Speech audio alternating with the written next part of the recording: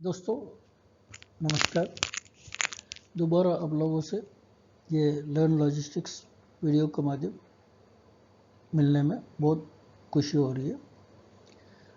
जो ये कई वीडियो का और इसके अलावा इंफॉर्मेशन का भी आप जो ऊपर दिया हुआ www.harilogisticsacademy.com ये वेबसाइट में जाके देख सकते हैं। आपको कई जानकारी उसमें मिल जाएगा और आपका जो सजेशंस और कमेंट्स जो भी होगा आप जो ऊपर दिया हुआ ईमेल आईडी logisticsari2020@gmail.com में भेज सकते हैं। ये हमारे लिए आगे जो वीडियो डालेंगे थोड़ा इम्प्रूव करने के लिए मदद करेगा। धन्यवाद। आगे भी वीडियो के अंदर चलते हैं। अभी ट्रांसपोर्टेशन में हमने कई तरीके का ट्रांसपोर्टेशन देखा है। उसमें एक और है केबल। एक केबल ट्रांसपोर्टेशन एक कई पर्पस के लिए यूज़ करते हैं। एक तो बिजली का डिस्ट्रीब्यूशन जो करते हैं और दूसरा है एक केबल कार और ट्राम और रोप कार जो उस तरीके से स्काई लिफ्ट इस तरीके से कई पर्पस के लिए भी ट्रांसपोर्ट आदमी को और सामान को ले जाने के लिए मदद करता है। और तीसरा है टेलीकम्युनिकेशन नेटवर्क। ये टेलीविज़न के लिए, फ़ोन के लिए, इंटरनेट के लिए और माइक्रोवेव नेटवर्क के लिए और इसके अलावा कई और नेटवर्क के लिए भी यूज़ होता है। ये ऊपर जो दिया हुआ ये जो बात की हमने ये कॉमनली सारा देश में यूज़ करते हैं। इसमें भी कई टाइप का अवेलेबल है। आप एक देखेंगे तो नेटवर्किंग थ्रू ओवरहेड टावर्स। ये ओवरहेड टावर्स के ऊपर जो बिजली का तार चलता है आपने देखा होगा कृषियों में और रास्ते में। एक तो वो है और दूसरा आपने देखा होगा ऊपर जो ज़मीन में चलता है उसको बोलते हैं लेइंग ऑन द ग्राउंड। और दूसरा है जो लेइंग ऑन द अंडरग्राउंड बोलते हैं।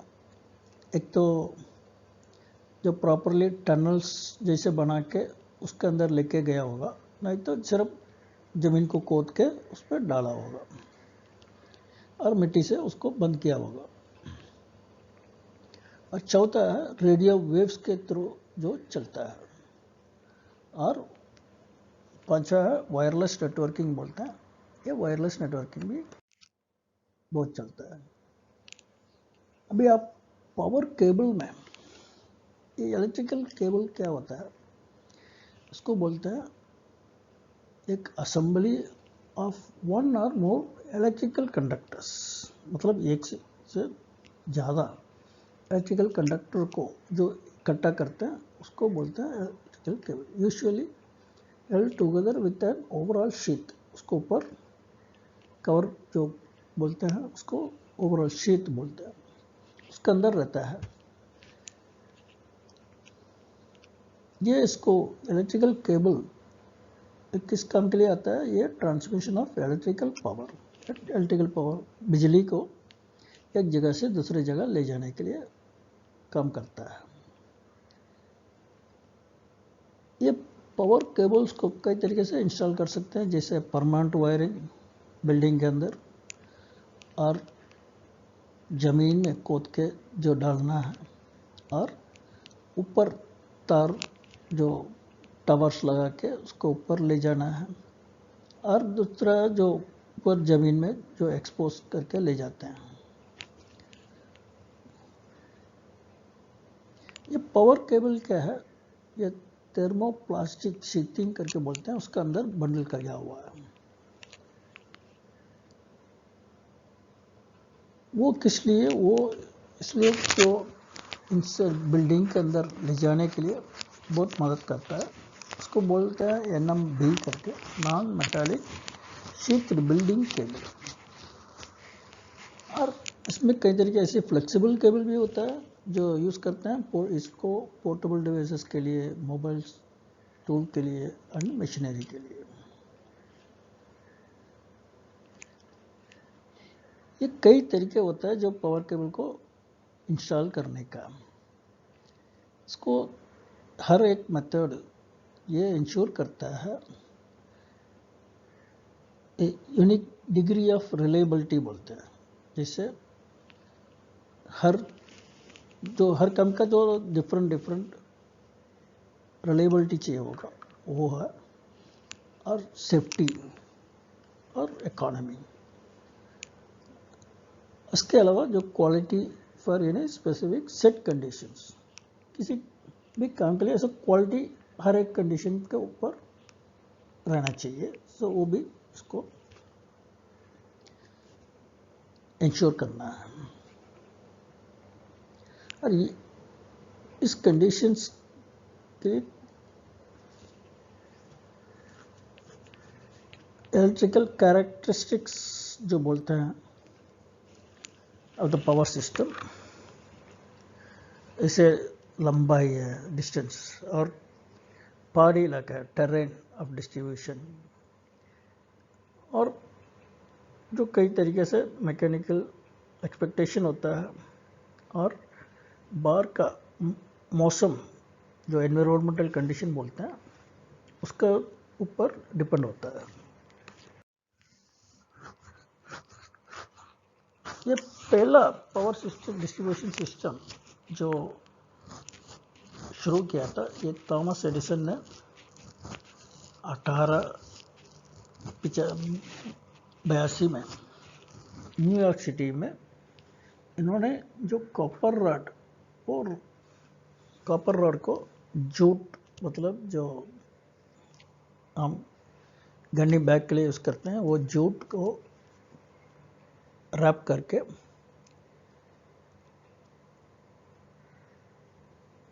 उसको पाइप के अंदर डाल के वो यूज़ करते थे उसके ऊपर, और बिटुमिनस कॉम्पाउंड जो बोलते हैं, जो सीमेंट है और वो दूसरा तार और ऐसे जो ऊपर लगा के उसको यूज़ करते थे। इसके बाद जो वल्गनाइज्ड रबर को यूज़ करना शुरू किया, ये उसको पैटर्न भी किया चार्ल्स गुडियर ने, वो हुआ था 1844 में।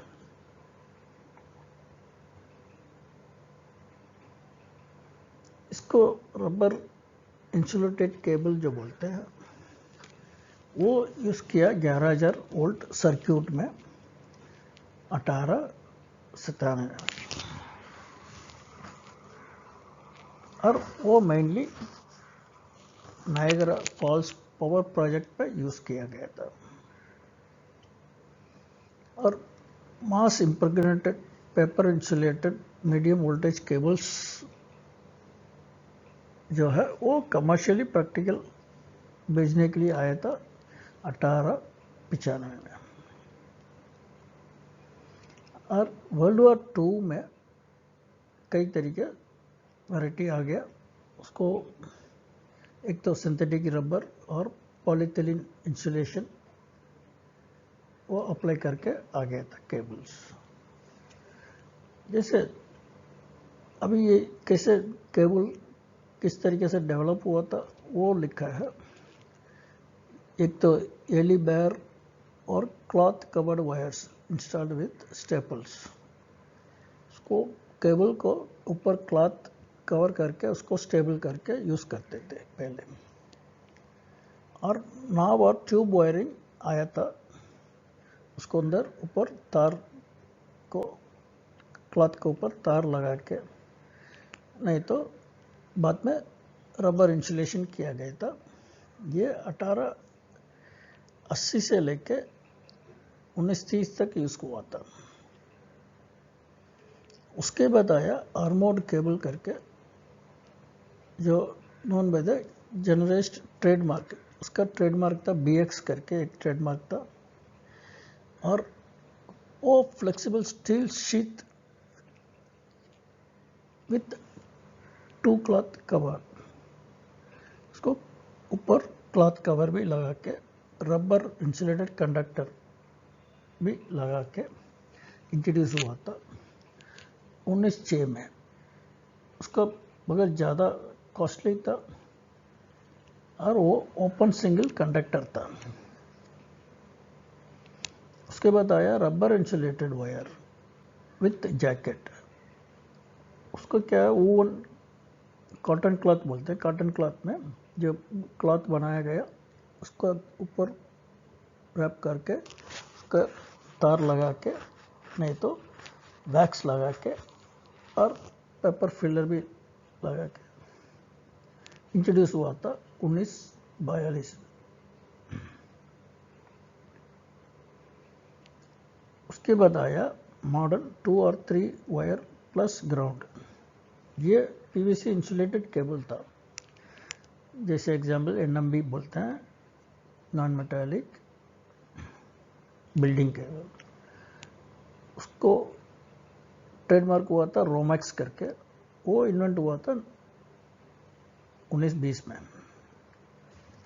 उसके बाद एल्यूमिनियम वायर यूज़ करना शुरू किया हमने 1960 से 70s में।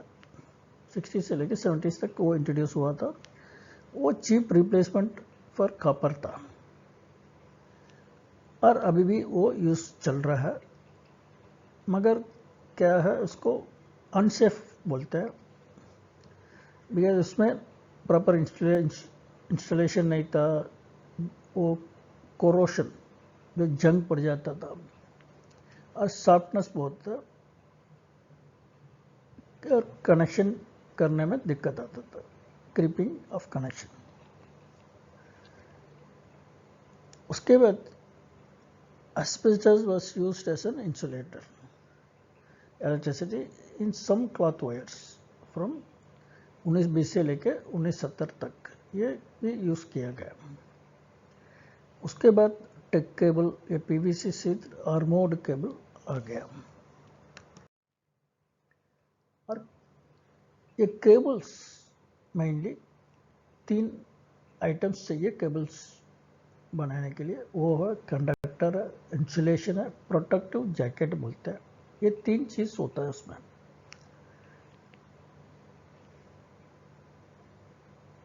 ये केबल जो है ये हर एक डिफरेंस होता है, वो एप्लीकेशन के हिसाब से किस काम के लिए यूज करते हैं उस हिसाब से वो डिफरेंस होता है। ये उसको जो केबल लगाने के लिए क्या क्या चीज़ है, मेन चीज़ देखना पड़ता था। 3 चीज़ मेनली देखना पड़ता था। उसका है ये वोल्टेज कितना आता है और थिकनेस ऑफ इंसुलेशन कितना ज़रूरत पड़ता है और करंट कितना कैरी करेगा, इलेक्ट्रिसिटी कितना कैरिंग कैपेसिटी क्या है, और कंडक्टर का क्रॉस सेक्शनल साइज, उसका साइज क्या होता है, उसके साथ डिपेंड होता था। और बार का जो एनवायरमेंटल कंडीशन बोलते हैं, बार का मौसम का टेम्परेचर है, वाटर है, पानी है, केमिकल है और सनलाइट एक्सपोजर बोलते हैं जो धूप का, और मैकेनिकल इम्पैक्ट जो कई तरीके से पड़ जाता था।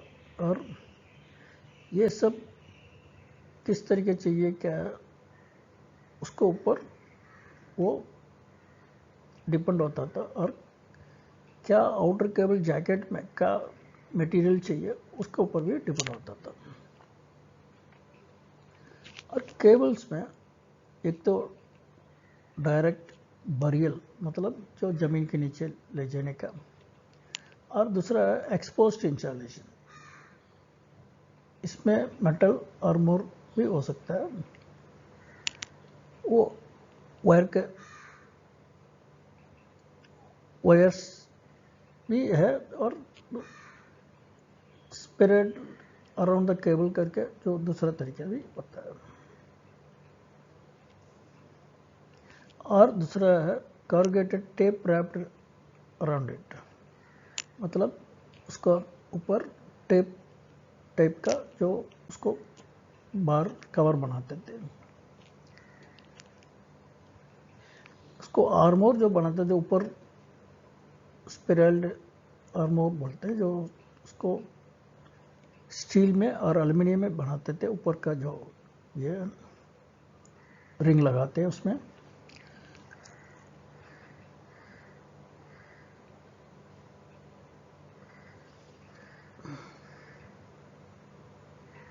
और वो एर्थ ग्राउंड भी हो जाता था, मगर वो करंट कैरिंग के लिए नहीं है,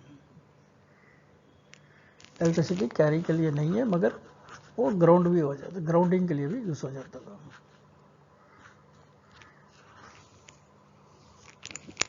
ये इलेक्ट्रिकल पावर केबल्स है, कभी कभी रेस वेस में इंस्टॉल हो जाता है।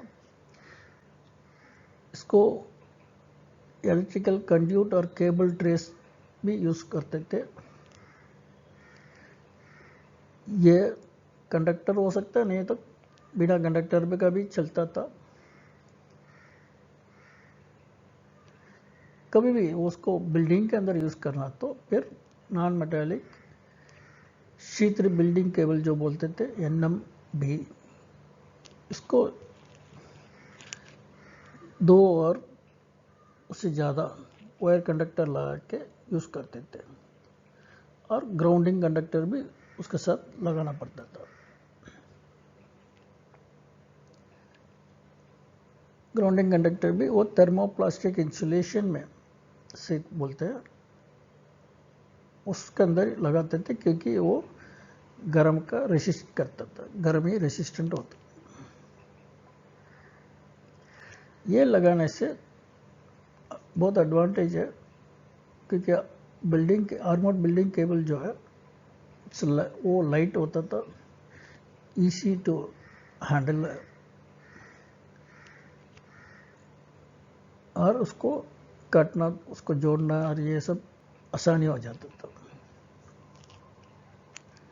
ये पावर केबल है, इसको नॉर्मली कॉपर नहीं तो एल्युमिनियम कंडक्टर्स के साथ आता है,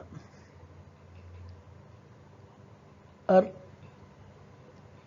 छोटा पावर केबल है उसको सॉलिड कंडक्टर लगाते थे, साइज 1.0 तक लगाते थे। ये केबल जैकेट जो बोलते हैं, उसका मटेरियल स्पेसिफिकेशन क्या होता था, उसको पानी से बचाना, ऑयल से बचाना, और धूप से बचाना, और अंडरग्राउंड कंडीशन है, मतलब जब ज़मीन के नीचे डालते हैं, जो भी ज़मीन के नीचे जो भी कंडीशन होगा उससे बचाना, और कोई केमिकल से बचाना, और दूसरा कोई इम्पैक्ट हो जाता था वो भी से भी बचाना, और फायर आग से बचाना, और दूसरा ज़्यादा टेम्परेचर होगा तो उससे भी बचाना है। तो ये सब कंसिडर करके वो करते थे। ये न्यूक्लियर इंडस्ट्री में केवल स्पेशल रिक्वायरमेंट के हिसाब से उसको आयनाइजिंग रेडिएशन रेसिस्टेंस बोलते हैं, वो करके लगाते हैं। ये केबल लगाने का कई तरीका है। एक तो ओपन वायर है, ये इसमें अनइंसुलेटेड कंडक्टर्स, मतलब बिना इंसुलेशन कंडक्टर भी लगाते थे और इंसुलेटर वाले भी लगाते थे। ये पोल में भी लगता था, नहीं तो टावर बना के टावर में भी लगता था, कुछ ना कुछ ये ऊपर लगाने के लिए ये करके लगाते थे। वो सिर्फ खुला भी लगाते थे, नहीं तो उसके ऊपर कुछ कवर प्रोटेक्शन के लिए, क्योंकि जंग ना पड़े और कोई दिक्कत ना आए, उसको कवर भी करके लगाते थे।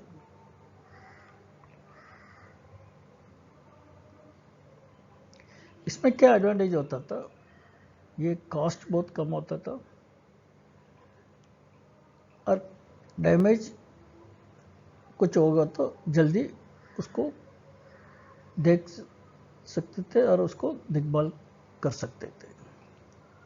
और दूसरा एरियल केबल बोलते हैं, ये तो पूरा इंसुलेट करके इसको ग्राउंड के ऊपर लगाते थे।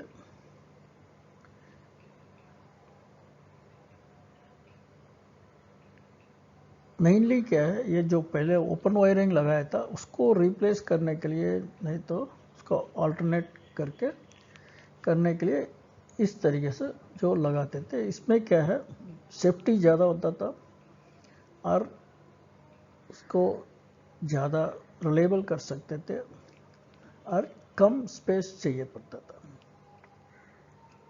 तीसरा एबोव ग्राउंड कंड्यूट्स जो बोलते हैं, ग्राउंड के ऊपर जो कंड्यूट्स लगाते हैं, ये रिजिड स्टील सिस्टम में होता।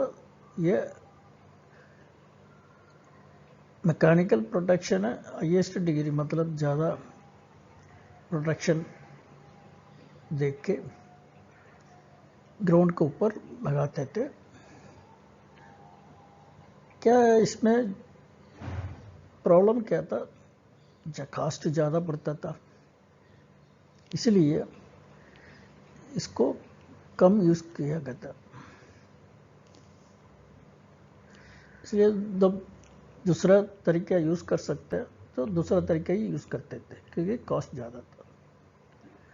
और चौथा है अंडरग्राउंड डक्ट्स जो बोलते हैं। अंडरग्राउंड डक्ट्स मतलब टनल बना के, जैसे कंक्रीट में बनाते हैं, नहीं तो सीमेंट में बनाते हैं, नहीं तो उसका कई तरीके का जो डक्ट बना के, खोद के डक्ट बना के उसको अंदर लगाते थे। इसमें क्या है, ज़्यादा सेफ्टी हो जाता है और मैकेनिकल प्रोटेक्शन भी हो जाता है। जहाँ ग्राउंड के ऊपर लगाना है वो जो अच्छा नहीं है, तब ये यूज़ करते थे अंडरग्राउंड वाला। ज़्यादा आजकल अंडरग्राउंड वाला ज़्यादा लगाते हैं। और पांचवा है डायरेक्ट ज़मीन खोद के लगाना, बरियल बोलते हैं, जो ज़मीन खोद के ऐसे लगा के फिर मिट्टी डाल के बंद कर देते हैं। तो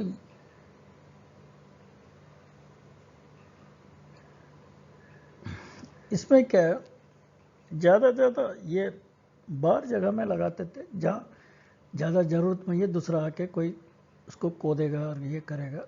ऐसी जहाँ नहीं होगा वहाँ पे ये लगाते हैं।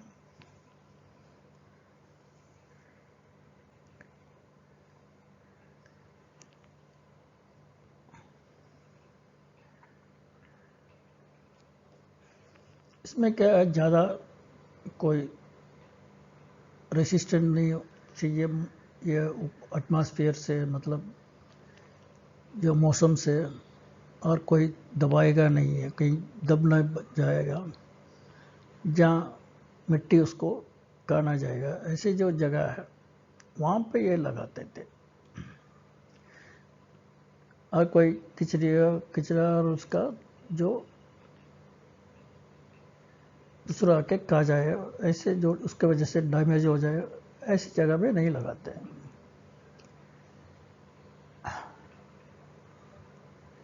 क्या है, इसमें ज़मीन खोद के लगाने से उसको दोबारा कोई मेंटेन करना है, कुछ और उसके साथ जोड़ना है तो दिक्कत होती है।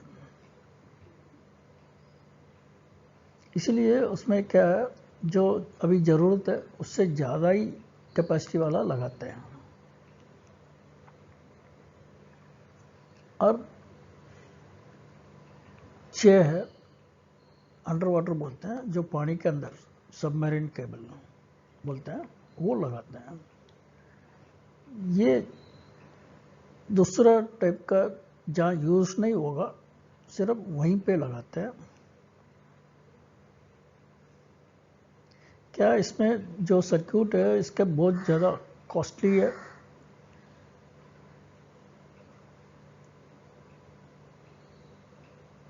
और जहाँ पानी के अंदर जाना ही है, नहीं तो जहाँ गीला मिट्टी के अंदर जाना है सिर्फ वहीं पे लगाते हैं। और दूसरा बहुत ज़रूरी है ग्राउंडिंग ऑफ केबल सिस्टम। ये ग्राउंडिंग क्यों करते हैं कि कोई शॉक ना लग जाए, किसी को कोई ये नहीं होना चाहिए, इसलिए वो ग्राउंडिंग करते हैं। इसके लिए क्या है, सेफ्टी, और ये बहुत रिलायबल ऑपरेशन हो जाता है। इसमें क्या है, द शील्ड्स और metallic sheets of power cables must be grounded, क्योंकि ऊपर जो केबल, इसके ऊपर जो मेटल दिया होगा उसको ये अलग से जो साथ साथ आता है उसको ग्राउंड करते हैं, क्योंकि वो ग्राउंड नहीं किया तो ये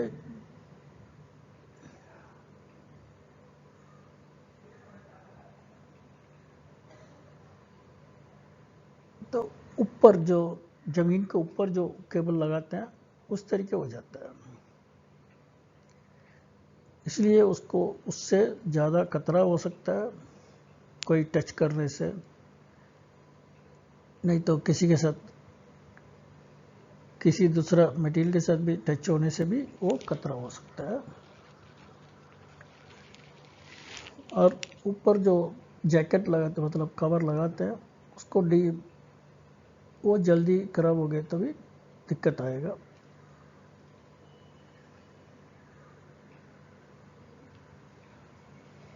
और दूसरा कोई मटेरियल बीच में उसके साथ आ रहा तो फिर उसके साथ भी ये लग सकता है, इसीलिए ग्राउंडिंग बहुत ज़रूरी पड़ता है।